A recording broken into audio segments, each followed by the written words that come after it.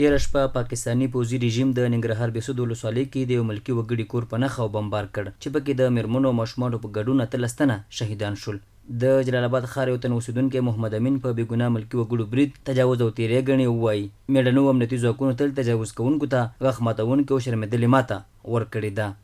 تیره ورځ د پاکستاني رژیم یو ور بیا د افغانستان په خاوره باندې تجاوز کړی دی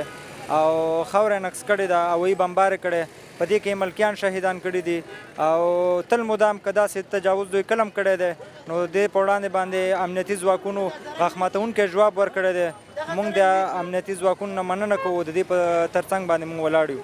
د جلال آباد ښار یو بل اوسیدونکی ابراهیم علي شنګوال بیا د امنیتي ځواکونو سرښندنې ستایي او وایي ولسونه چمتو دي چې د تیري کوونکو پر وړاندې امنیتي ځواکونو سره اوږه په اوږه سنګرونو کې وجنګېږي. د ځوانانو په نمایندګۍ انشاءالله اطمینان ورکوم د خپل نظام ټولو سرتیرو ته چې موږ یې په لیکو کې داسې ولاړ یو او ورته ودرېدی شو لکه د هغوی عسکر د خپل هیواد د دفاع دپاره همیش موږ ټول ځوانان اماده یو او د دغې نظام د دغې جابر او نامسلمان او نااهله نظام دغه رقم کړنې نور موږ ته د زغملو نه دي. د یادونې وړ ده د ننګرهار په خوږاڼو غنیخیل او بېسود ولسوالیو کې تېره شپه د پاکستاني پوځي رژیم هوايي بمبار کې 18 تنه ملکي وګړي شهیدان او 8 تنه نور ټپیان شوي دي.